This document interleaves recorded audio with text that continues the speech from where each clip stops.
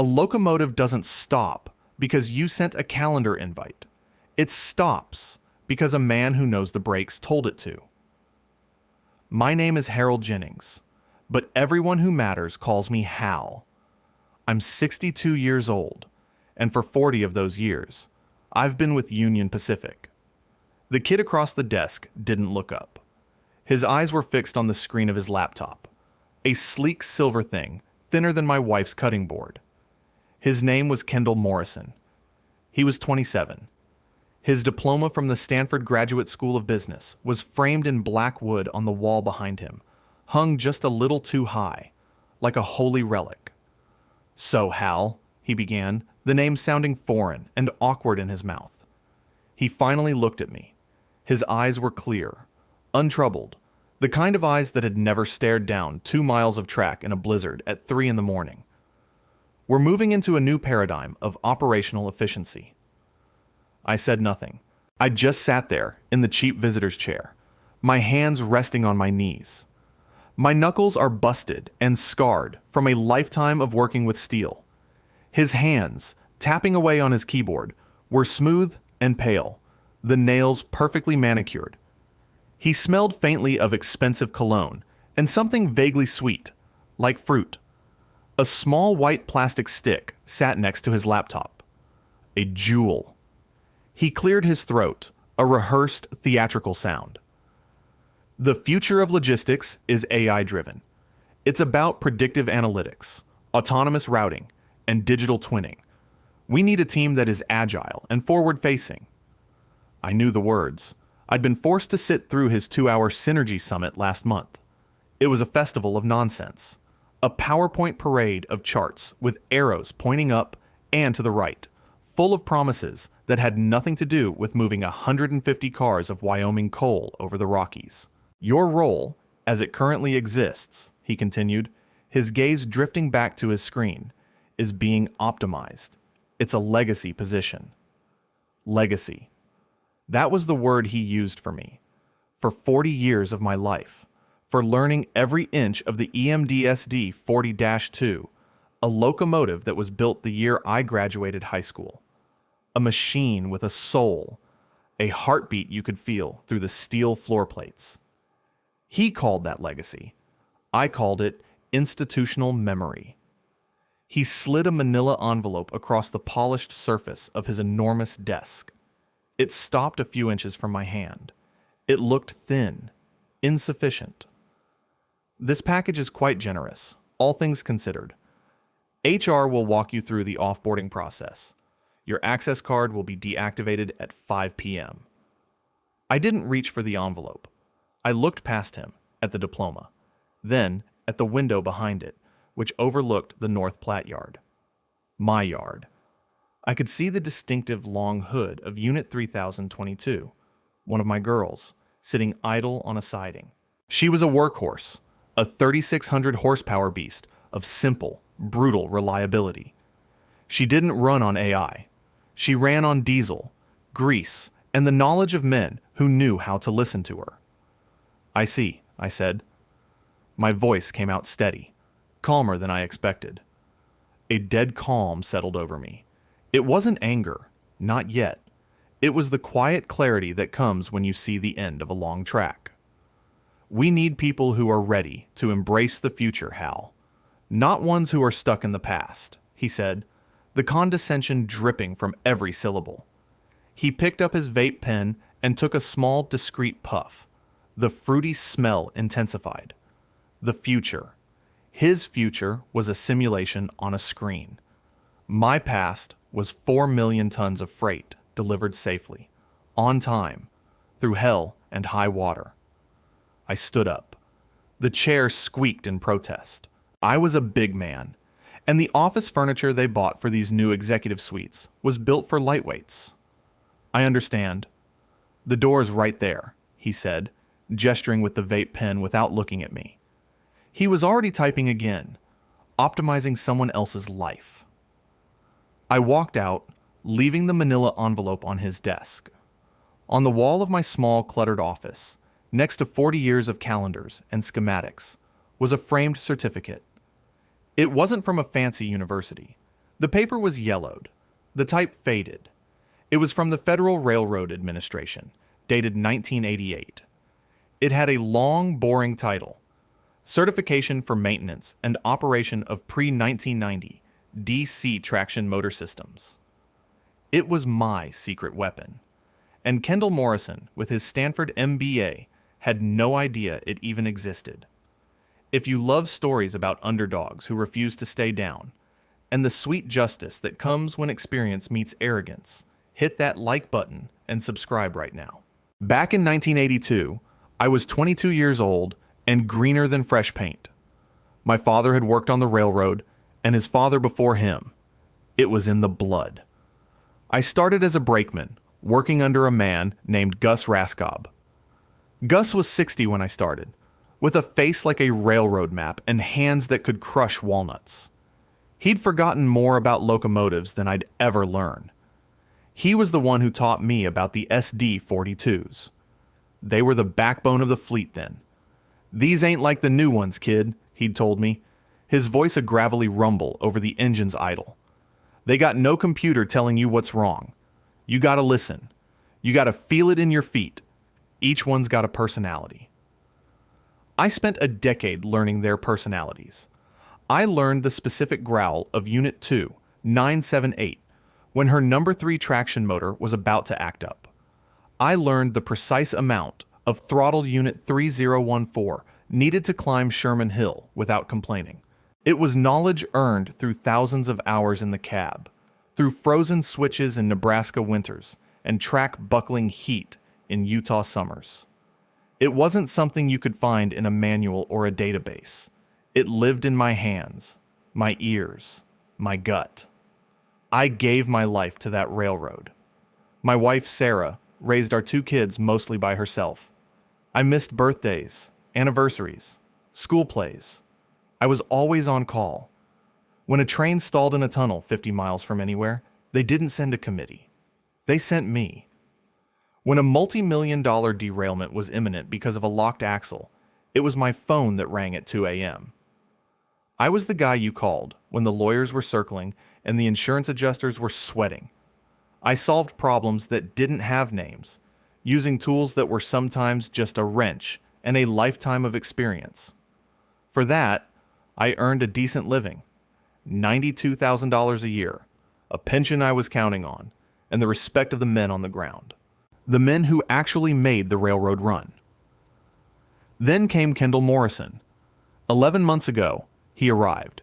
He was the son of some private equity ghoul who'd bought a seat on the board of directors. Kendall wasn't hired, he was installed. His title was Vice President of Strategic Optimization.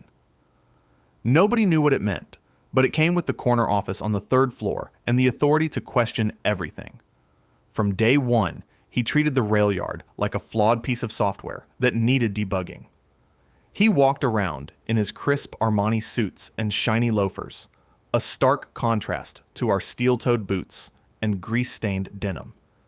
He never spoke to the engineers or the mechanics.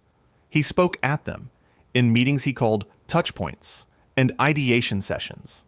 He saw us as legacy components, outdated, inefficient, dead weight. He was obsessed with automation. He spent $16.8 million on a new AI-powered scheduling system that was supposed to revolutionize our logistics. The first week it was implemented, it tried to send a 200-car coal train down a branch line, rated for 50. A yardmaster with half a brain caught it just in time. When we told Kendall, he said the system was still in its learning phase. The breaking point came in February 2020 during a reorganization. He wanted to decommission the last 14 SD-42s. He called them relics that were dragging down our metrics. I was called into a meeting with him and a dozen other suits. They're inefficient, their emissions are non-compliant with our new green initiatives, and they require specialized, non-standard maintenance, he said, reading from a slide. I stood up. They're also the only engines we have that can reliably haul maximum tonnage over the highest grades in sub-zero temperatures without a computer freezing up. They're paid for, they're dependable, and they work. Kendall gave me a tight, condescending smile. Thank you for that colorful, anecdotal feedback, Hal. But we're making data-driven decisions now. He couldn't get rid of them. Not yet. Our primary coal contracts for the power plants in the Midwest were written around the hauling capacity and reliability of those specific locomotives. To break the contract would cost a fortune. So he was stuck with them, and with me. That's when I started thinking about Gus Raskob, and about that old FRA certificate. It was 1988. I was getting my full engineer's license. The FRA inspector was a man named Earl Schmidt, a legend who had seen everything.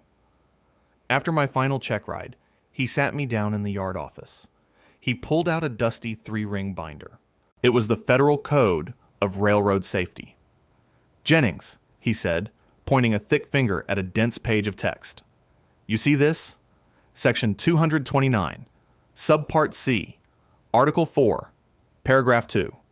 Nobody reads this anymore. They're all hot on the new microprocessor engines." The rule was obscure, a holdover from the transition era between old and new locomotive technology.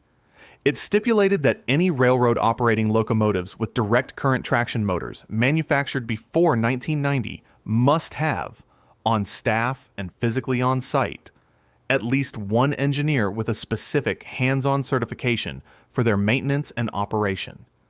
It wasn't just a driving license.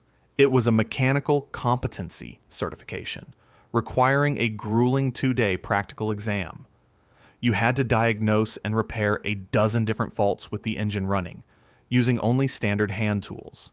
The new guys, they just swap out a computer module, Earl had said, spitting tobacco juice into a coffee can. They don't know what a brush housing or a commutator is. This rule was put in place because these old girls, if you don't know what you're doing, they can get away from you. Runaway train, electrical fire, you name it. The government wants a man on the property who can stop that from happening. He stamped my paperwork and slid it over. "They'll forget about this rule, kid. The railroad will forget, the lawyers will forget, but it'll always be on the books. Don't you ever forget." I never did. Over the years, the other old-timers who had the certification retired or passed away. The FRA stopped offering the test in 1995. New blood didn't need it. The new engines were different. Safer in some ways. Dumber in others. By 2010, as far as I knew, I was the only certified man left at Union Pacific. Maybe in the whole damn country. My certification was my ace in the hole. And Kendall Morrison, in his infinite, data-driven wisdom, had just told me to clean out my locker. I didn't go to HR. I didn't cause a scene. I walked to my office, the one I'd occupied for 23 years. It was small, smelled of stale coffee and metal shavings, and every surface was covered in the artifacts of a working life. On the wall was a framed photo of my crew from 1995, all of us grinning, covered in grease, standing in front of Unit 3022. Gus Raskob was in the center, his arm around my shoulder. All the other men in that picture were gone now. I took down the photo. I packed it in a cardboard box, along with my spare coveralls, my thermos, and a silver Parker pen my father had given me when I first got promoted to engineer. He'd carried it his whole career. I took down the FRA certificate, slid it carefully out of its frame, and placed it on top of the pen. Then I sat at my desk, and I waited. I knew what would happen. Kendall had made his decision based on a spreadsheet. He saw my salary as a liability. He saw my experience as legacy. What he hadn't realized was that my salary wasn't just for driving a train. It was a retainer. It was the price the railroad paid for the one man who held the keys to their most critical and most troublesome assets. At 4:45, the yardmaster, a good man named Dave Riley, came to my door. He looked like he was going to a funeral. "Hal, I heard. I can't believe it." "It's their railroad, Dave," I said, taping the box shut. "That kid's an idiot. He's going to run this place into the ground." "He'll learn," I said. "Some lessons are more expensive than others." At 5 o'clock, I walked out the gate for the last time. I didn't look back. I got in my 1992 Ford F-150, the one with rust eating the wheel wells and 300,000 miles on the odometer. It started on the first try, same as always. It was a legacy vehicle. It just worked. The first day was quiet. I spent it in my garage, cleaning and organizing my tools. It was something I'd been meaning to do for years. My hands, so used to the heavy vibration of a locomotive, felt strange and still. Sarah kept looking at me with worried eyes, but she didn't ask. She knew I had a plan. She'd been married to me long enough to know the difference between defeat and a strategic retreat. The first call came on Wednesday. It was Dave Riley. "Hal, we got a problem," he said. His voice was tight with stress. "The dispatcher is trying to build the Midwest coal train. He's got 12 of the old SDs on the roster. No one else here has signed off on them." "I'm sure Kendall has an AI solution for that," I said, my voice flat. "This ain't funny. We're on the clock. The utility company is screaming. They've got a PPA, a power purchase agreement, that guarantees delivery. The penalties are insane." "That sounds like a management problem, Dave," I said. I wasn't trying to be cruel to him. He was a friend. But this needed to play out. "I'm a civilian now. Good luck." I hung up. A dead calm settled over me. I sat on my porch, sipping a cup of Folgers coffee from a thick ceramic mug. The spring air was cool.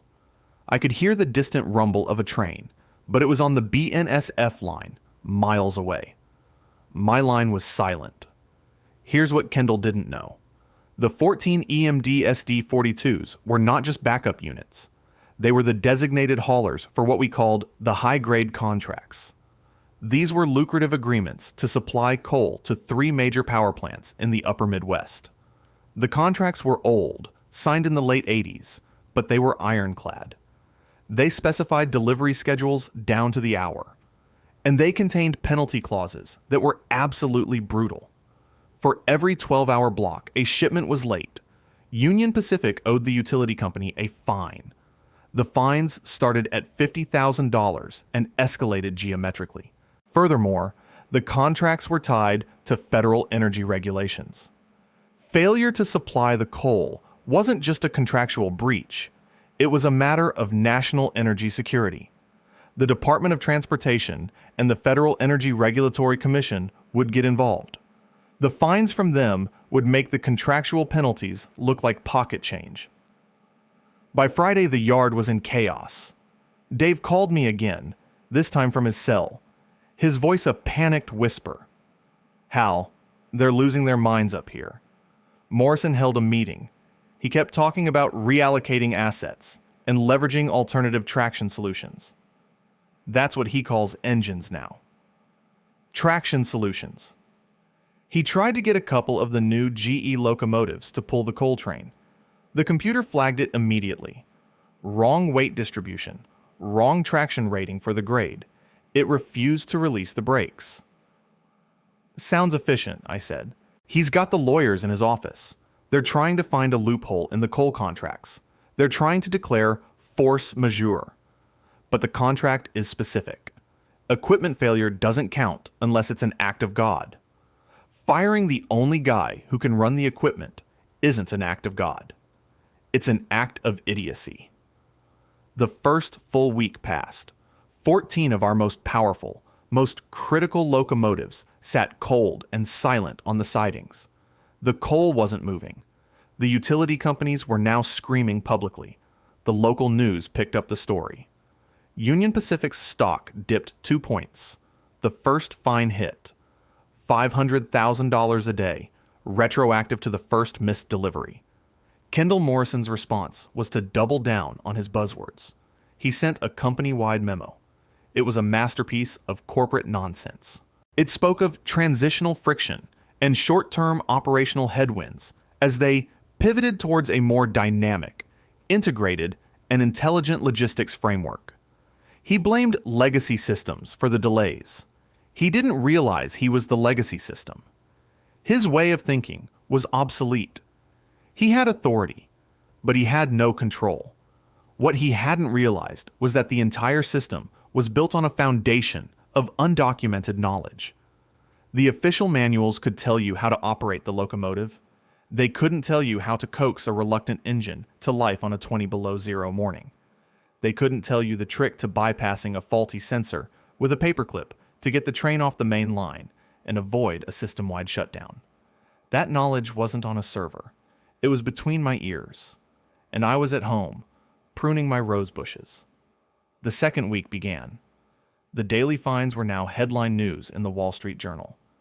The number was astronomical. We were hemorrhaging cash, reputation, and client trust. The board of directors, the one with Kendall's father on it, scheduled an emergency meeting. I knew for sure 3 weeks ago, when Kendall first announced his optimization plan, that this day would come. I had gone to the county law library and looked up the FRA regulations myself. I made a copy of Section 229, Subpart C, Article 4, Paragraph 2. The ink was dark and official. The rule was still there, still active, still the law of the land. It was my shield and my sword. On the 14th day after my termination, my phone rang. The caller ID said, "Up Corporate Headquarters, Omaha." It wasn't Kendall. It wasn't HR. It was a name I hadn't seen in years. Marcus Thorne, the Chief Executive Officer. I let it ring 3 times, then picked up. "Hello?" "Hal, it's Marcus Thorne." His voice was strained. The calm, commanding tone he used with investors was gone. He sounded like a man whose house was on fire. "I know who you are, Marcus," I said. I took a slow sip of my Folgers. The coffee was hot and black, the way I liked it. "Hal, we have a situation here. A serious one." "I've been reading about it," I said. There was a long pause. I could hear papers shuffling, a heavy sigh. "Look, there's been a mistake. A gross miscalculation of your value to this company. A personnel decision was made at the divisional level that was not properly vetted by senior leadership." He was trying to pin it all on Kendall. Smart. "Is that so?" I said. "Yes. We need you to come back, Hal. We need you to get the coal moving. We'll make it right. Full back pay, of course. We can talk about a bonus for your trouble." I swirled the coffee in my mug, watching the steam rise. I looked out my kitchen window at the bird feeder. A blue jay was chasing a sparrow away. The law of the jungle. "I'm not interested in back pay, Marcus. I'm retired." "Hal, please," he said. The word was clipped, forced. A man like Thorne didn't beg. "You have to understand what's at stake. The fines are north of $6 million already. The service disruption penalties are even worse. We could lose the Midwest Energy contract permanently. That's $1 billion account." "Sounds like you're in a tough spot," I said. I set my mug down on the counter. The ceramic made a solid, satisfying click. "You know, Marcus, I gave your company 40 years of my life. My whole life. I worked holidays so the young guys could be with their families. I came in during blizzards when no one else could make it. I did it because I was loyal. I believed in this railroad. And in return, your company, in the form of a 27-year-old child with a fancy diploma, gave me 20 minutes to pack a box and called me dead weight." "He's gone, Hal. Kendall Morrison's employment has been terminated." "That's a start," I said, "but that doesn't fix my problem. What is your problem? What do you want?" The desperation was leaking through his corporate composure. The power had shifted. It was no longer in his Omaha skyscraper office. It was right here, in my modest kitchen in North Platte, Nebraska. A dead calm settled over me once more. I had thought about this moment for 2 weeks. I knew exactly what I was worth. "Here are my terms," I said, my voice as cold and clear as a winter morning. "They are not negotiable." I took a breath. "First, my full pension is to be restored and vested immediately. Not the reduced package they offered me. The full amount I earned over 40 years, with a cost of living adjustment backdated 5 years. I heard him scribbling. "Done," he said quickly. "Second, A signing bonus. We'll call it a consulting fee for my specialized knowledge. $2 million. After taxes. The company will handle the tax liability. A sharp intake of breath on the other end of the line. 2 million? Hal, that's less than 4 days worth of fines, Marcus. Do the math. Silence. Then a defeated, okay, 2 million. Third, I continued, I don't want my old job back. I'm not a locomotive engineer anymore. I'm creating a new position. Director of Legacy Fleet Operations. I will report directly to you. No one in between. I will have full and final authority over the maintenance, scheduling, and operation of the entire pre-1990 locomotive fleet. My budget will be independent, and my personnel decisions will be final. A new directorship, he mused. He was thinking about the org chart. I was thinking about control. And one last thing, I said. I want the corner office on the 3rd floor, the one with the view of the yard. Kendall Morrison's old office. I want his nameplate gone and mine on the door by Monday morning. The silence on the other end of the line stretched for a full minute. I could picture him, a man who commanded a $10 billion corporation, staring at a spreadsheet of losses that was growing by the second. He had no moves left. I held all the cards. All right, Hal, he finally said, his voice heavy with resignation. You've got a deal. Can you be here this afternoon to get those trains running? I'll start Monday, I said. Send the contract to my lawyer. Once he's reviewed it and the bonus is wired to my account, I'll see you then. I hung up the phone. I picked up my coffee mug and walked back out to the porch. The Blue Jay was gone. The little sparrow was back at the feeder, eating its fill. Monday morning, I didn't drive my old Ford F-150 to work. I took Sarah's car. I walked into the corporate building wearing a new suit. It wasn't an Armani, just a solid American-made suit from Brooks Brothers. The security guard, a man I'd known for 30 years, just nodded at me, a glimmer of a smile on his face. My new key card worked. The 3rd floor was quiet. People looked up from their cubicles as I walked past, their eyes wide. They were whispers, murmurs. I ignored them. I walked straight to the corner office. The door was open. The nameplate next to it read, Harold Jennings, Director of Legacy Fleet Operations. Inside, the office was sterile, empty. The Stanford diploma was gone from the wall. I walked to the window. Below me, the yard was a tangled web of steel. And sitting on the ready track, coupled together and waiting, were my 14 girls. The EMDSD 42s. They were beautiful. My new assistant, a nervous young woman who had probably been Kendall's, brought me a stack of papers. The first thing I did was sign a work order. It wasn't for an AI integration or a synergy memo. It was an authorization for a full, top-to-bottom mechanical overhaul of Unit 3022. Then I picked up the phone and called Dave Riley. Dave, it's Hal. Boss, he said, and I could hear the relief in his voice. Good to have you back. Build the Midwest coal train, I said. I'll be down in an hour to take it out myself. An hour later, I was no longer in a suit.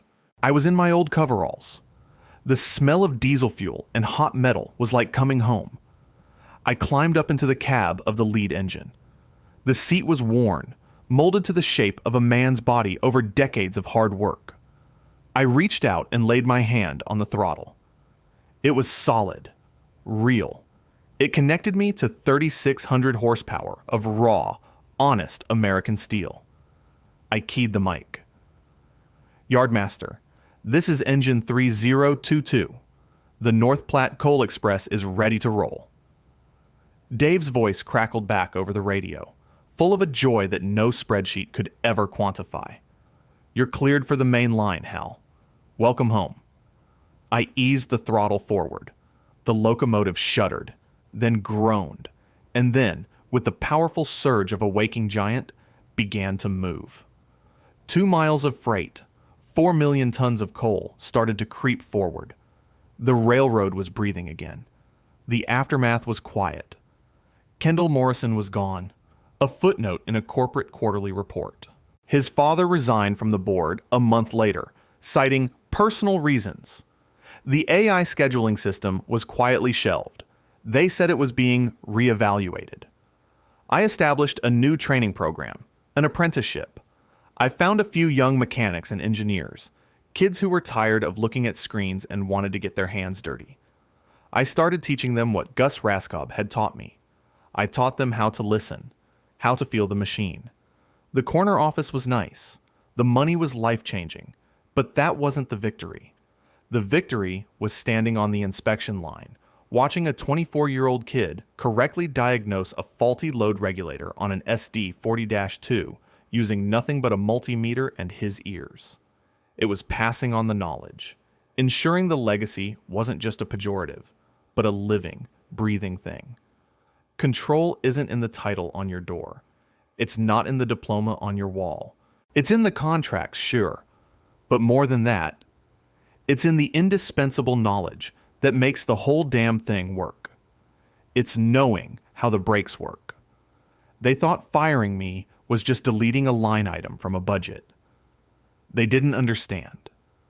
They weren't just firing a man. They were cutting their own brake lines. Some assets don't show up on a spreadsheet. That was the first thing they missed. It was also the last. I'm home for dinner every night now. My wife says she's never seen me so calm. The railroad runs, the lights stay on, and the locomotives, my locomotives, they run like they always have, with honesty, with power, and with a deep, rumbling respect for the men who understand them. Thanks for watching, and I'll see you in the next video. Hit that like button if you enjoyed the story. Leave a comment below telling me about a time you saw experience trump a fancy degree. And don't forget to subscribe to the channel for more stories of justice served cold.